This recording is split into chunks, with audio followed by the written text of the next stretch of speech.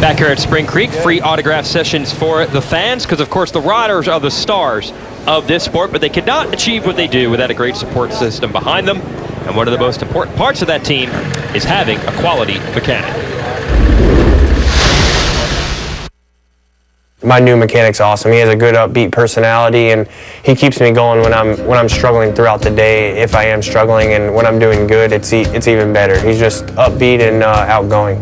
It's really important to have good people around you and then feel confidence going to the races and knowing that they're going to give their best. He is able to read me really well. He's been riding his whole life. He understands the way the motorcycle works, and he's just there for me no matter what. And we can talk about line choice, and when he does something, it's something that I would do. He's always done that little bit of extra work that that a good rider needs and wants, and he's been amazing with me for the last few years. So that's why I kept him, and I'm going to keep him. With him being the new guy coming in on the team and me being the new guy, we kind of were able to find, the relationship between the two of us kind of right there at the beginning, and then he's just a fun guy. He's a cool guy. I think it's very important you have everybody on the same page, and we're going to be there for you at the end of the day. And us riders, we don't make it easy at times. We definitely a little bit of complaining and stuff like that, but all in all, we just want to win. We just want to do better and each and every day and get the most out of what we're doing. I think all of us work way too hard to not want the best from every angle. So without them, this wouldn't be possible at all. Here's the upcoming schedule here at Lucas Oil Pro Motocross. Going to Washougal, Washington, just outside of Portland, Oregon, next weekend. Then a weekend off. Unadilla is a historic track there in upstate New York, and then Utah and Indiana will round out this series. Unbelievable how quickly it has gone by, but Millville is not quite complete yet. We have one more 450 Moto coming your way here on a Saturday night at NBCSN.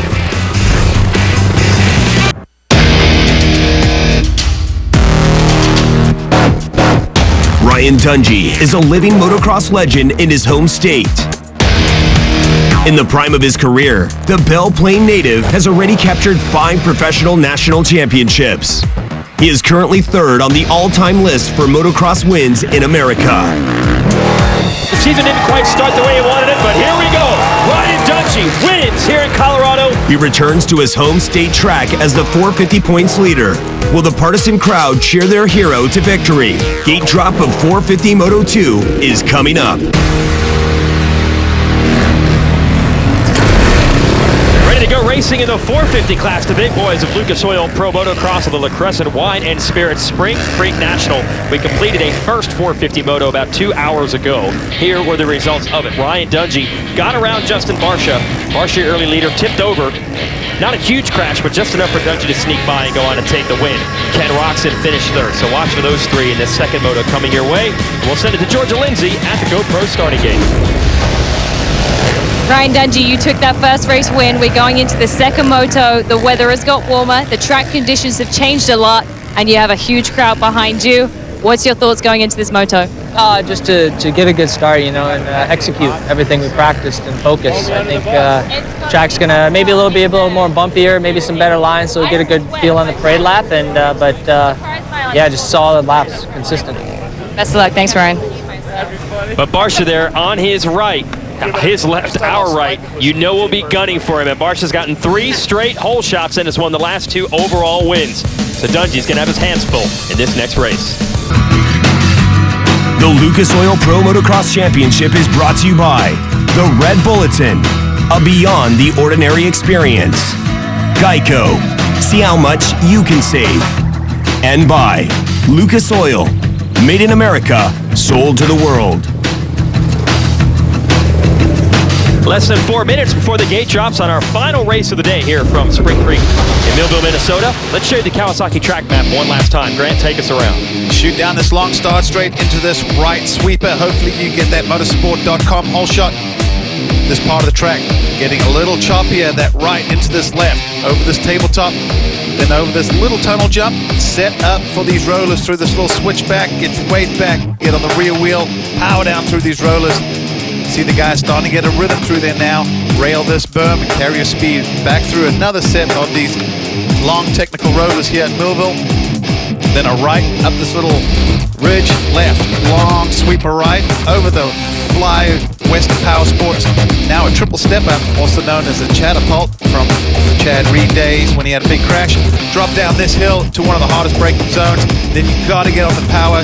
And we see the 450 riders, they're actually tripling this up the hill now, all the way up Mount Martin to the top. On the brakes, turn, then back on the gas down the hill. Braking bumps really start to develop down here. But if you leave the braking lane, it's a great passing opportunity down here. Then this part of the track a little tighter, some switchbacks, right, left, to the back part of the track.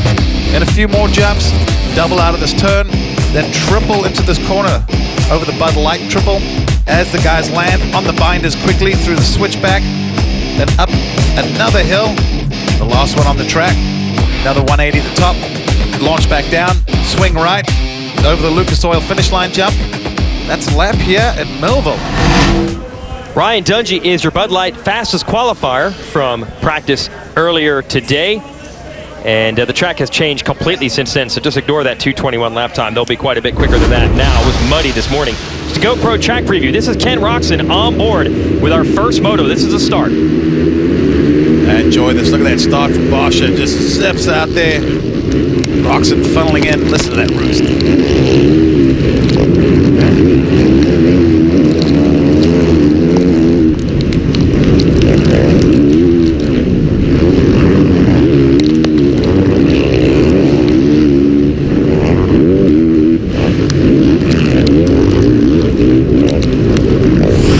Roczen at the end of that moto did say that he was hoping to get a better start in the second moto. You can see why. Shout out to Jesse Wentland, collecting our FMF Privateer Power Award. He has been in the top 20, the points-paying positions more often than not this year. He's a Minnesota native, so FMF throwing a shout out to the privateers who do it on their own dime. Wentland, I believe, had a standing offer to go race in Canada this summer, but wanted to race back in the United States where he's from, so he's doing it on his own dime. Good job by him. Fly Racing cards are up. This is Moto 2, and the 30-second board will be turned sideways shortly, so a little time left to get the KTM keys to the Moto week, right? Well, the track's been drying out. We had torrential downpours last night, and the track was muddy this morning. Completely different. Maybe the riders having to make some tire changes, even minor suspension setting changes. And of course, with all the rain, that really increased the humidity. It's gone through the roof. It is hot out there. You see the umbrellas over these riders trying to keep them cool, and Bosch has had 2 in a row. Can he make it 3? If he wants to make it 3, he's going to have to get around a very fast Minnesota native, Ryan Dungey. Should be a great showdown here, and don't forget Ken Roczen. That bad start you saw in Moto 1 ended up finishing 3rd. If he can get out with those two, Barsha and Dungey could have a 3-way fight for it. Barsha, on the Joe Gibbs Racing Yamaha, has been the first of the first turn in the last 3 motos.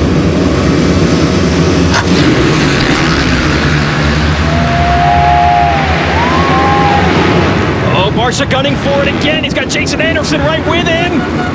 See who they credit. Yes, Barsha 4 straight hole shots. But Anderson on the inside, the Rockstar Husqvarna, takes the lead from him. Oh! Barsha almost pulled the trigger. They almost came together. He looks like he did pull the trigger. Gets it right back. Yeah, their lines came right together. A little too close for comfort, I'm sure, for those 2 riders. But good intensity from Jason Anderson. I'm curious to see what he can do with the great start. Dungey got shuffled back. I thought he was about 3rd going into the first turn. It's Freddie Noren, who's moved into 3rd now on the Team Honda ride, 39 in red.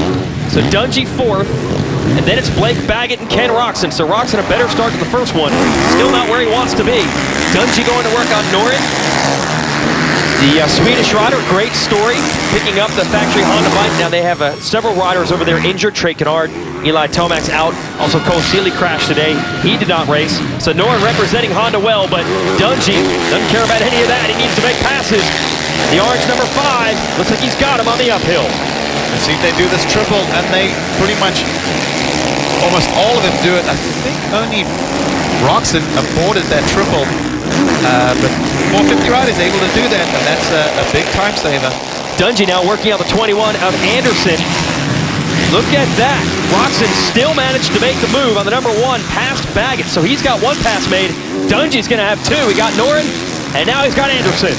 Dungey just came down that hill, charged it a little bit harder, left his braking as late as possible, able to get around Jason Anderson. It's this section through here that Barsha was leading earlier today in the first moto, and he threw it away with a crash. So we'll see if he can hang on. This right-hander coming up. Barsha clean through there this time. Yeah, he went to the outside in the first moto. He said his hand came off and just tipped it over. Lost a little bit of time, but enough to give Dungey the lead.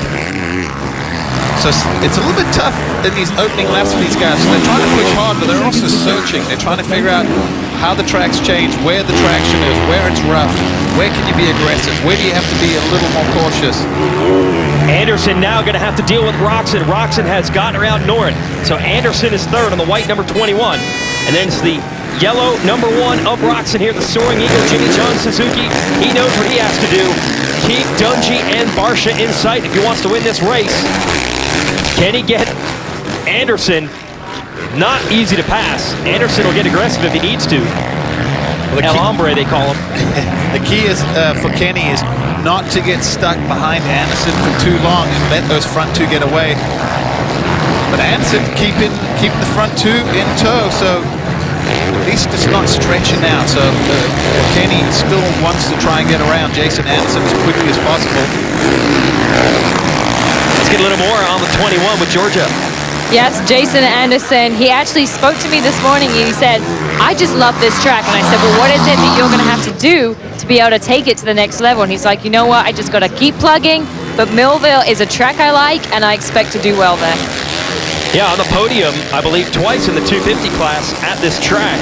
Now a rookie in the 450 division has had a couple of top 3 rides this year. Did Roxon still not make that uphill triple? Yeah, didn't do that, and that's going to hurt him a little bit if he continues to not jump that. See a lot of the guys that are tripling up the hill kind of choosing to go a little more to the left, but the ruts aren't as deep or, as violent. But Roxon went up the right and just seemed quite content with scrubbing it. I mean, if you downside that triple, I can't imagine, that's going to add any stress to the back or, anything like that. So let's see if he figures that out, because I think he's going to need to if he wants to try and keep tabs with these guys. Rematch of our last race at Redbud. Barsha in the lead, Dungey in second. Dungey threw everything he had at Barsha at that last round. Barsha never cracked under fire, and he managed to take the win, but it's a little bit different today. This is Dungey's home track. Grew up here racing as a child. Got a lot of friends and family cheering him on. However, as you see the Fear the Beard mechanic Ben Schiermeyer of Barsha cheering his guy on, this type of conditions, a wide open track and some sand and stuff, that's not so bad for Barsha either. He didn't grow up here, but he likes this type of terrain. It's actually pretty good on just about every surface. And the only thing, though, for Justin Barsha is in that first moto, Dungey showed he just had a little more pace than anyone else on the track. So I don't think right now Dungey's showing us all his cards. I think he's going at his comfortable pace, keeping the pressure on Barsha, but he knows, hey, we still have almost 25 minutes plus 2 more laps. Roxon, you can see, has gotten around Anderson, so he is third, and only about 2.5 seconds behind Dungey, about 3 seconds behind your leader, Barsha.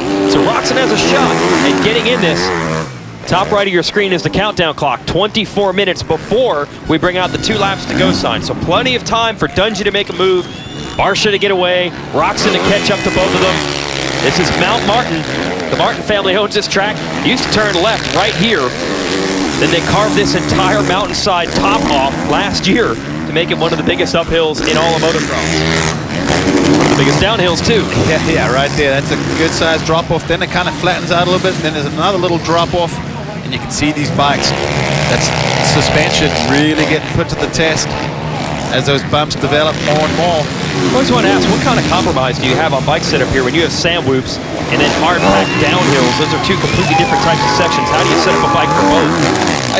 Honestly, Jason, that is a very good question. But a lot of times with these guys, they work with the suspension technicians. Usually, once you've got it working pretty well, most of the adjustment comes to body positioning, how aggressive you're on the throttle, things like that. because you can't have a bike that's set up purely for one section or the other. So basically, in other words, you find a happy medium where it feels pretty much good everywhere. Yeah, they say they don't make huge changes even from track to track once they have it the way they want. Dungey all over Barsha now with Roczen looming in the background. Fans are getting into it, mechanics as well. Carlos and Ben, the two mechanics of these leaders, right next to each other. That's not fisticuffs, that's just pumping fists right now. Well, if you get Roczen at this point, you might hope that Barsha and Dungey get in a bit of a battle and hold each other up a little bit, because that could allow him to close up those few seconds. But hey, got to take my hat off to Barsha right now. He is giving it everything he's got. We said first moto, Dungey just seemed to have just a little more pace than anyone. And even right now, it looks like he is the quickest guy on the track. But we also saw what happened to Redbud. Barsha is not an easy guy to get by. He might make little mistakes because that's kind of his riding style on the edge. But he never really put a foot wrong to give an opportunity for Dungey to get through. And he held him off the whole race. So we also know Barsha can handle the pressure of having one of the greatest riders in racing history breathing down your neck for 30 minutes and 2 laps. Oh, Dungey on the inside. As they like to say, just showing him a wheel, letting Barsha know he's there, ready to try to make a pass. They both handle that big uphill triple. And Roczen still not doing it. Oh, Dungey showing a wheel again on the inside, hoping to force Barsha into a mistake. Now Dungey on the inside again. Oh, Dungey just so good on that downhill when everyone rolls off of that one little spot where it plateaus. He just gives it a quick blip of the throttle, and that was enough to get past Justin Barsha. So, Dungey really attacking the toughest part of the track, which is coming down those hills at Mach speed and hitting those braking bumps. Yeah, boy, a lot of times he's trying to survive in sections like that. This isn't about survival. Dungey saw an opportunity to make a pass, and he did. Now let's see if he can get away from Barsha. A lot of people cheering him, but Barsha didn't care about that. He wants to end Dungey's party here in Millville, and he's staying right with him. Could be settling in for a great moto here. Don't forget Roczen, who's about 3.5 seconds back still. He's been matching the pace. We come across the line, 21 minutes and 2 laps to go. And Barsha, got to give credit. As quickly as Dungey was able to get past him, you'd think he'd maybe pull away. The 51, staying right there.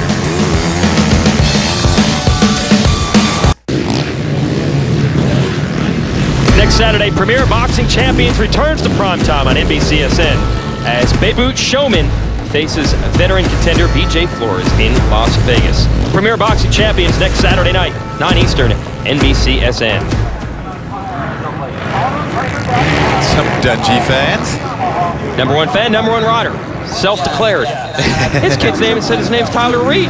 Should be cheering for Chad. So Tyler Reed, apparently here from Minnesota, likes Ryan Dungey, and he likes what he's seeing. Ryan Dungey in the lead, just inching away from Justin Barsha. He's got the gap to about 3 seconds now. Last time through this section, Barsha had gotten close. Dungey made a little mistake. So we'll put the focus back on Ken Roczen. Barsha losing a little ground to Dungey. Could this open up the chance for Roczen to get in and challenge Barsha for second? It's got to be frustrating for last year's champ. Not quite able to get these guys the last couple of motos. Here's Anderson in 4th. Still a good run for him. And not even a second and a half behind him, Fred Noren. Great ride for him. Newly wed, got married Sunday after Redbud. So this apparently is his honeymoon. But with a result like this, it might feel like a honeymoon.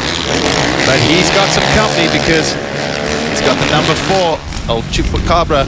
We know what he's like in the second half. Usually the second motos, he just seems to get stronger and stronger. There's Anderson in the 21. Here's Noren in the 39.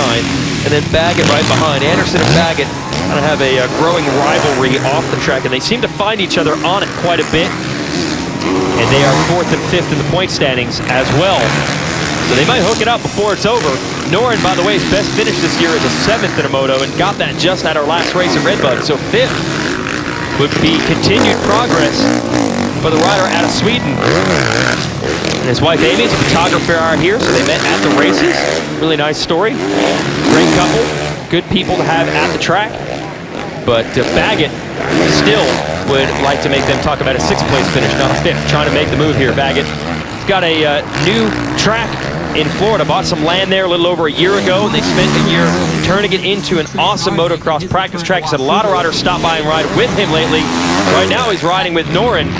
Not at the practice track though. This is for real. Trying to make the pass, and I think he's got it on the inside as we go past that Fram Mechanics area. Baggett's got him sealed off for 5th place. Well, another thing, Jason, probably one of the reasons why you want to have a bunch of guys at your place to build a new track, you want it to get rough.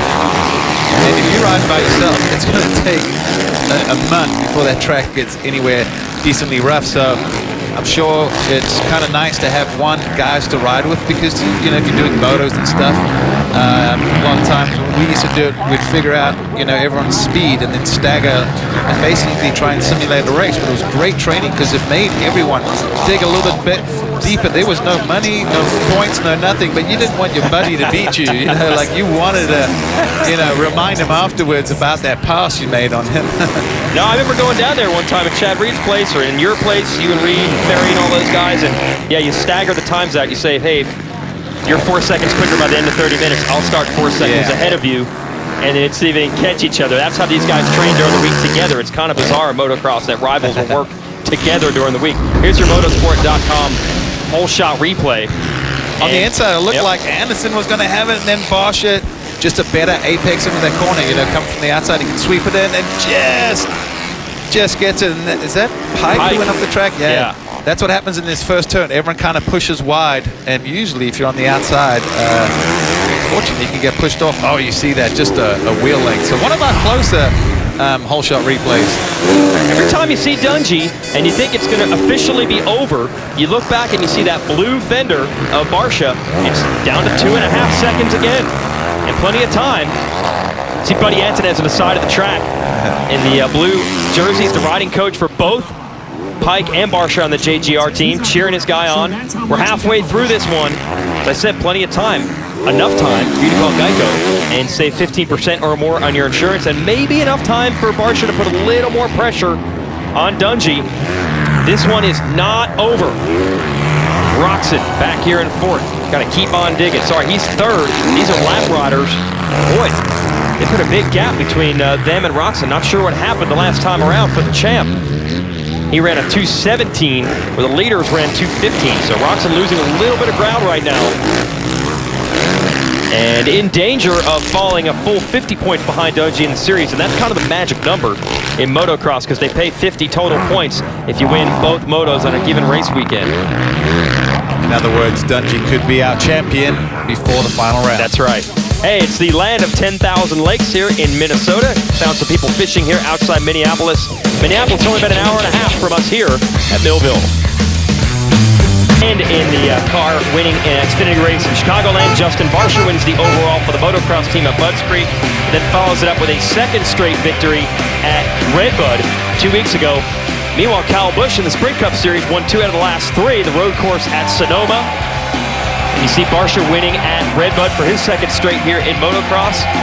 And then just last Saturday, Kentucky Speedway, another win for Kyle Busch. So he's won 2 of the last 3 in Sprint Cup. Barsha has won 2 of the last 2 in motocross. And we're going to be live with the NASCAR from New Hampshire this weekend on NBCSN tomorrow at 12 Eastern. It's the NASCAR Sprint Cup Series presented by Pixels on NBCSN from the mile track in New Hampshire. So JGR, great success both on 4 wheels and 2 lately, but Ryan Dungey could end the win streak for Barsha here on the Red Bull KTM. Beat him in the first moto and has got 4.5 seconds on him here in the second moto, just inching away bit by bit, lap by lap.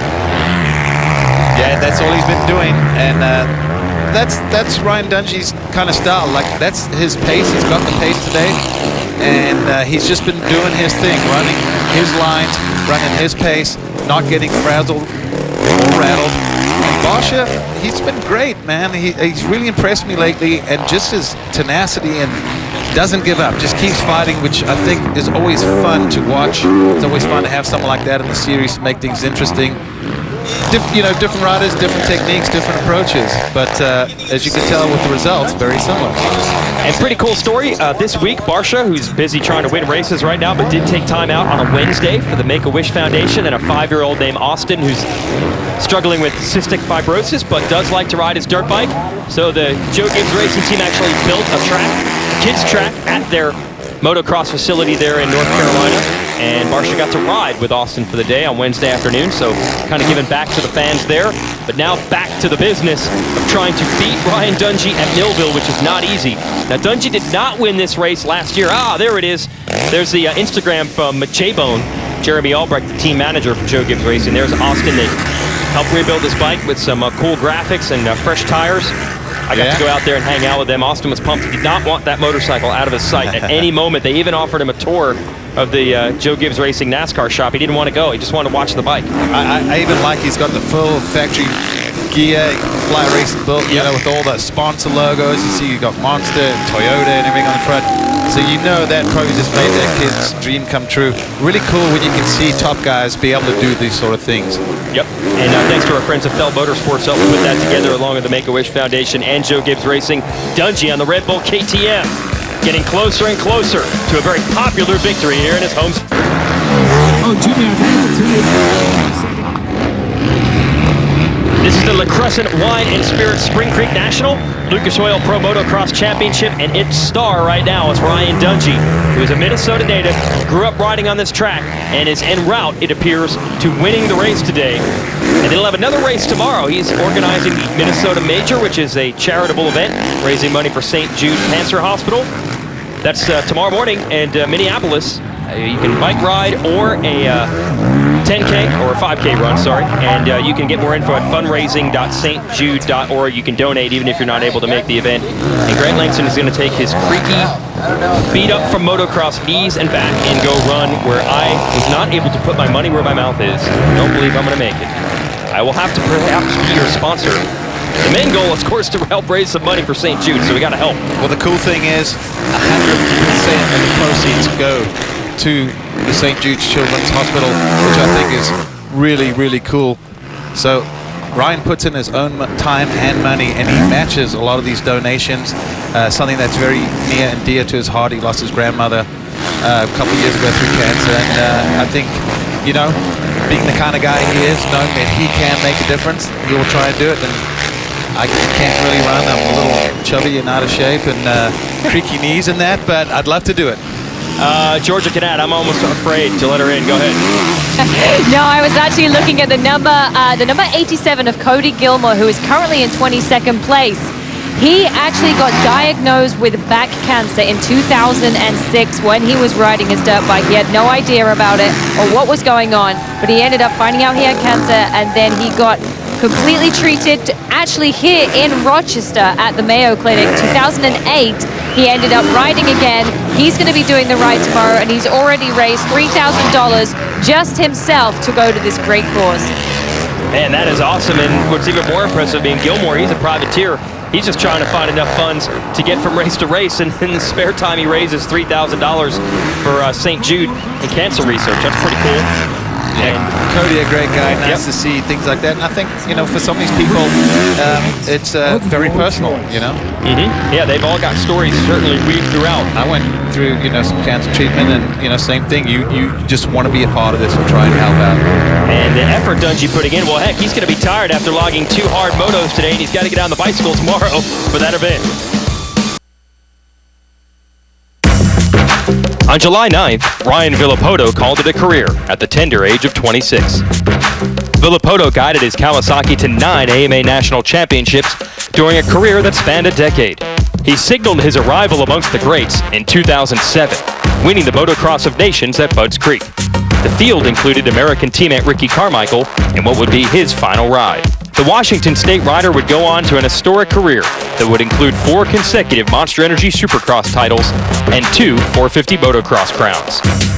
In just 9 short years, Ryan Villopoto managed to carve out a career that will go down as one of the greatest the sport has ever seen.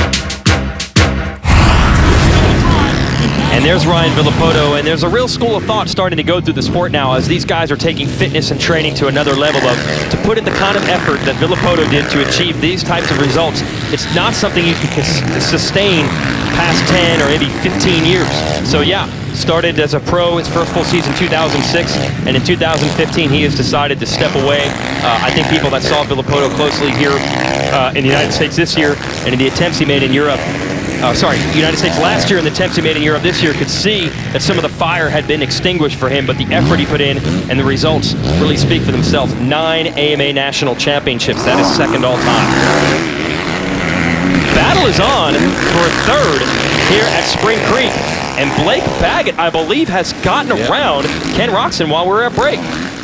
So that might just change the overall, because that will bump Roczen off of the podium, because he and Baggett will tie on points, but Baggett with this third place Moto in Moto 2 will get the tiebreaker. Roczen's still not jumping that triple up the hill, so yeah, like you said, we do have a few questions, and it's only because we expect basically Roczen to be battling for the win on a weekly basis. Yeah. And he just doesn't look like himself out there. Looks a little lethargic on the bike, so maybe he's not comfortable, could have had arm pump, maybe he's not 100%. Yeah, just the standards are obviously very high when you're carrying that #1 plate. It's not like third or fourth are bad for most riders, but we were wondering second half of the year if he could maybe make a surge and start to win a bunch and close in on Dungey when he won the overall at High Point, Pennsylvania about a month ago. We thought it was coming, but he has not been able to quite replicate that performance. And you can see Baggett and Roczen tied at event points. The graphic on the top of your screen, but the tiebreaker, as you mentioned, always goes to the second moto. So that'll put Baggett in the overall top 3 in the Yoshimura Suzuki.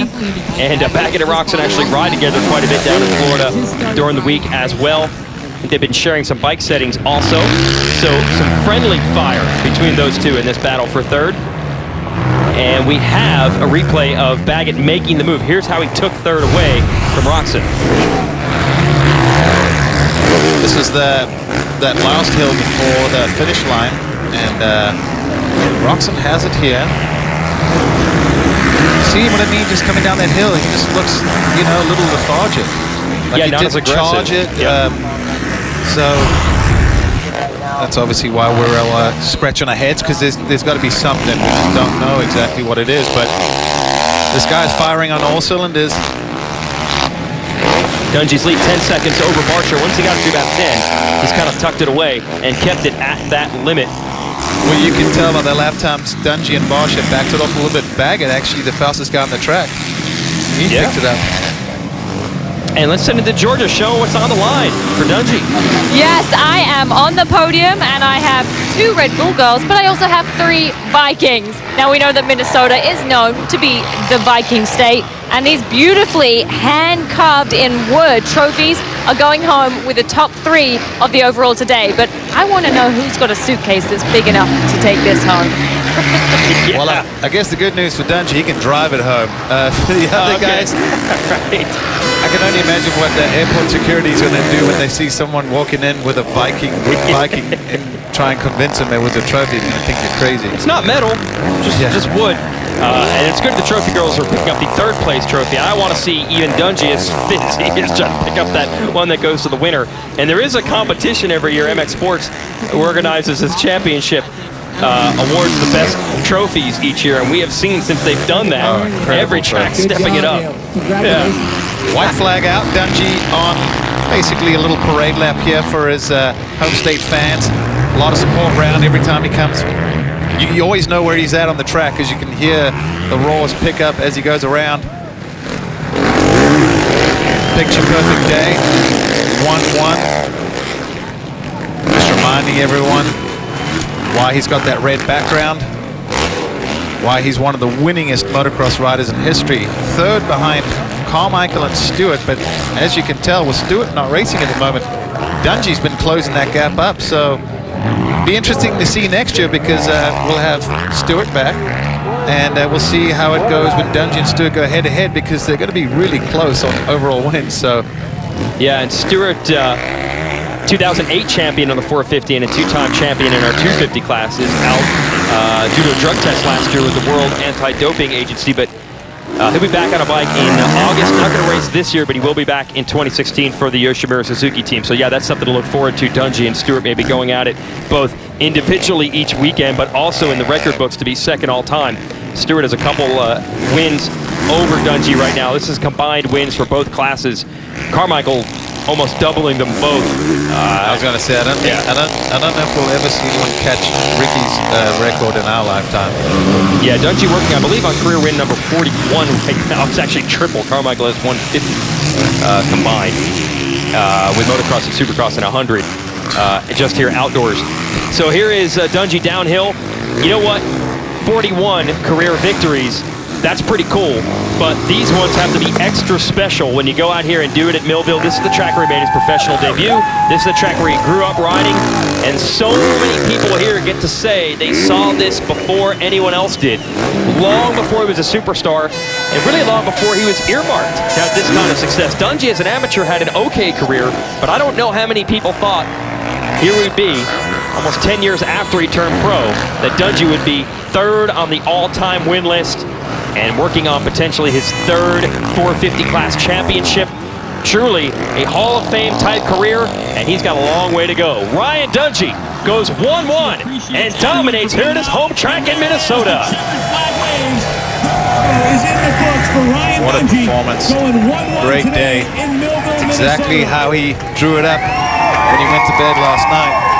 Look at that. Win number 41. You just look at the names around him: Bob Hanna, James Stewart, Ricky Carmichael. I mean, these are the 5 winningest motocross riders ever. That's why we said, don't think we'll see anyone catch Carmichael, but... Yeah, but this guy's pretty impressive, and certainly he's not done. We'll be right back. Talk to our podium finishers here from Millville.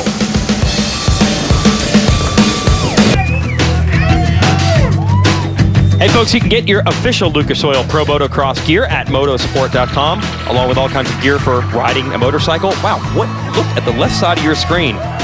Be careful here, folks. Here's your Lucas Oil race recap. Ryan Dungey looking to get the victory in front of the home state fans, but Justin Barsher, who had won the last 2 races and has gotten the last 4 starts. Look at that, 51, just so strong out of the hole, battling with the 21 of Jason Anderson. But Dungey is soon into third and impressing them.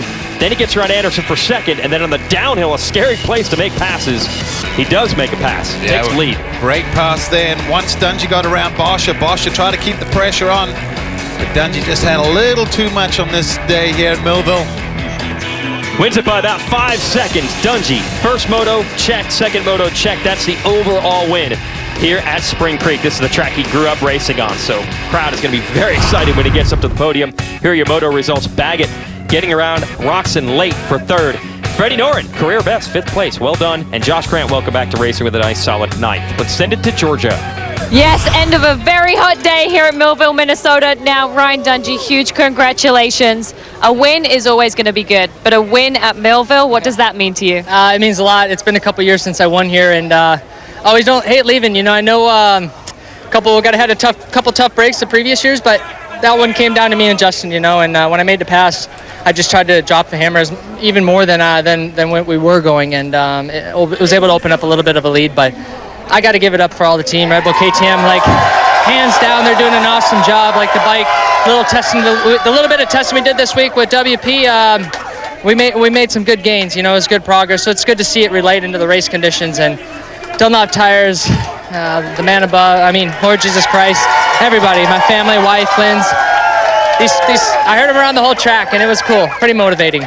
At the beginning of the season, things didn't work out quite the way you wanted to with your bike setup, and you just said you've done more testing, but it's just progressed every single week. You seem to feel more comfortable. Yeah, caught us off guard a little bit there in the beginning. You know, it's taken us some races to get things under our belt and working better. And it was a new bike this year. You know, we had our work cut out, and we knew that. But, you know, it's good to see the guys making progress despite everything.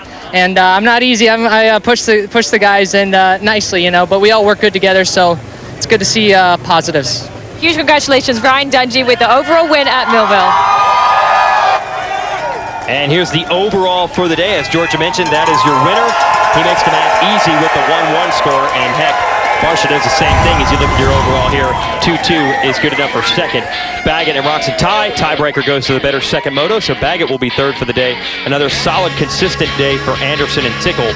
Freddie Norris, 7th overall. Well done. Let's send it to Georgia with Justin Barsha.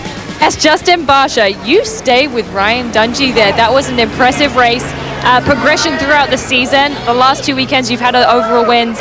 Coming here to Millville, second place. Are you happy with that, or have you got more to work on? Oh, it's frustrating. You know, in the semi we talked about wanting to get that win again, and Ryan was just so good today, but my whole Auto Trader Tour on my team was awesome. Can't thank my mechanic Ben enough.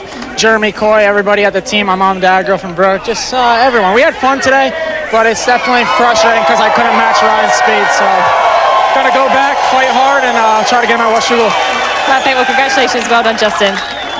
Yeah, the strong riding continues for the number 51, and he is actually starting to close now on Ken Roxon. We thought it was a 2-rider fight for this championship once Eli Tomac went out with an injury, but it's a 3-rider duel now as Barsha continues to make up ground on Roxon. And Blake Baggett, 4th in the points, had another solid podium day today, and Georgia has him for 3rd overall.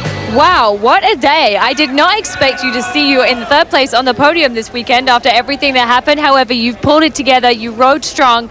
We know that at home you've been riding your new track, and all we've heard is good things about that place. But how was the day for you? Definitely just trying to get better and better each weekend. Some weekends are good, some weekends are not so good. So just trying to be steady, not give up, and just plugging away. So I got to thank the whole Yoshimura Suzuki team, Just One Helmets, O'Neill Gear, CD Boots, CTI knee braces, just everybody for being behind me, Liat Brace. And we'll just keep plugging away until we can get up front with those guys in battles.